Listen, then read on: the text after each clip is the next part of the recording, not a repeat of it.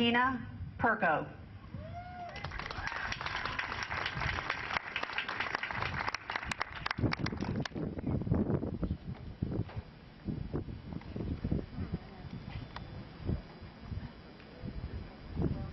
Hi, how's everybody? Good. Everybody ready to get started for the relay? Well, I'm just so overwhelmed by everybody that's shown up for this cause. It's such a wonderful cause. And when Peggy asked me to speak, she didn't really give me any restraint, so I'm going to try to keep it under an hour if that's okay. You know, I thought for a long time about what I might talk about, because I couldn't imagine what I would say to a bunch of survivors who have heard it all.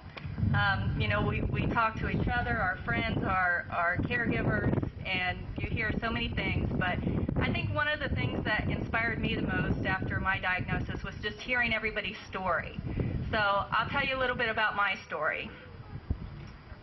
I'm 30 years old and I'm a breast cancer survivor.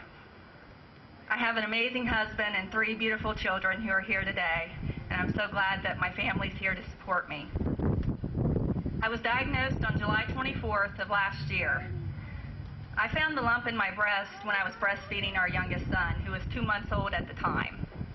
I went to my doctor for my postpartum follow-up, and of course, you know, the initial reaction was, "You're too young. You know, you can't have breast cancer. It doesn't happen to young people." Well, I'm standing here living proof that it can happen to anybody. Cancer doesn't discriminate in age or race or sex. It can happen to anybody. So he didn't think that it was anything to worry about when he saw the lump and thought that maybe it was just a clogged milk duct. So we decided we would follow it. And we followed it for 6 weeks.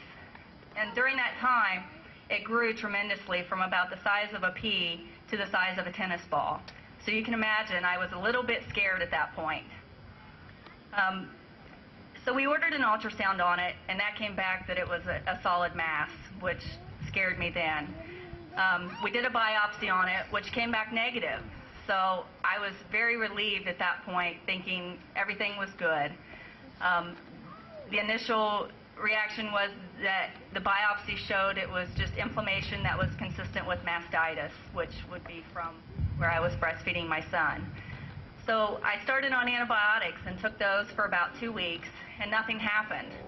So thankfully, I wasn't convinced, and my surgeon wasn't convinced, that it was just mastitis. So we decided to do another biopsy. So he went in and took out a big piece of the tumor that was there. And 2 days later, on Friday, July 24th, it came back that it was cancer. I saw the oncologist on that Monday and had my first treatment of chemotherapy on Thursday. That was just amazing to me about how quickly you can move through the system and begin the treatment. And that meant a lot to me, knowing that we were fighting this right from the beginning. So I did 8 rounds of chemo. Then the day before Thanksgiving, I had a double mastectomy. Then following that, I did 28 rounds of radiation, and I'm still in the process of going through reconstruction, which is not a very fun process. I think most of you know that when you receive a cancer diagnosis, it not only invades your body, but it invades your life. And sometimes I found that that's hard for the world to understand.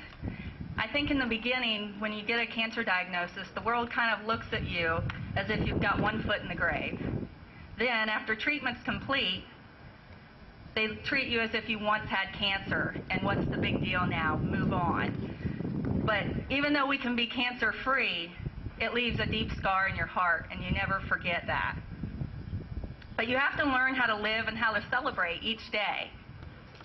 So many times throughout the journey, I told myself, stop worrying about tomorrow and just live today. And you can what if yourself to death. What if this happens? What if that happens? How am I going to handle this? How are my kids going to get on the bus in the morning? You think about the craziest things that don't matter, and you have to tell yourself those are small things. Get through today. We know that we're all going to pass from this world one day, and I can choose to spend the rest of my life living, or I can spend the rest of my life dying. And I choose to live. You have to live life as though cancer is just an inconvenience to be dealt with. It's not a death sentence. We're all here in proof of that because we're all survivors. My favorite verse that's brought me through and given me a lot of strength is Philippians 4, 6, and 7. And it says, "Don't worry about anything. Instead, pray about everything. Tell God what you need and thank Him for all He has done. If you do this, you will experience God's peace. He has brought me a peace that passes all understanding. And I know that most of what I fear probably will never come." Some of the greatest support that I've received through this is through other survivors and through organizations like the American Cancer Society. American Cancer Society is all around us, and they have so many wonderful programs out there to help us. One of the programs that I went to was the Look Good, Feel Better program. And in that, I met someone. I met a dear friend of mine, Tammy Arledge, who is another young breast cancer survivor who has really meant a lot to me through this process.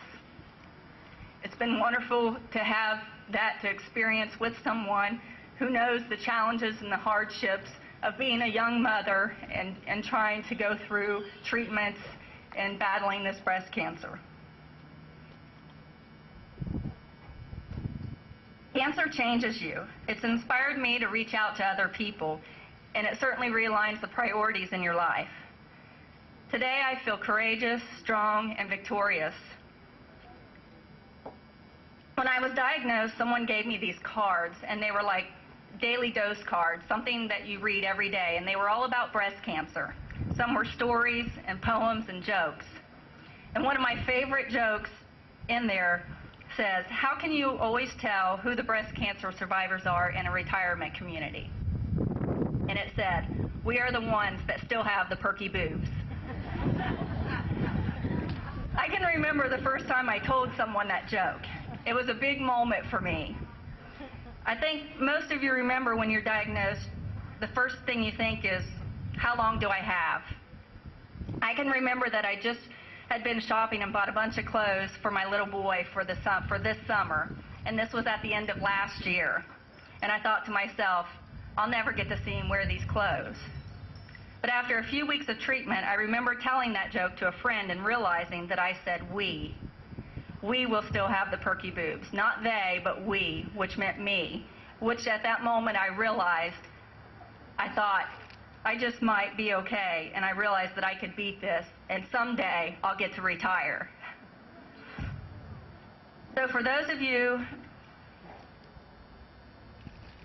skip that card. Let's take time now to celebrate the lives of those who have battled cancer. Remember loved ones lost to the disease. And most importantly, let's fight back against a disease that takes away too much. Thank you for being here today, and thank you for your willingness to contribute to making a difference in the lives of others. It's an honor to be here and to talk to you guys and to share my story. So now I'll turn it back over to Peggy, and let's have fun and enjoy the celebration. Thank you.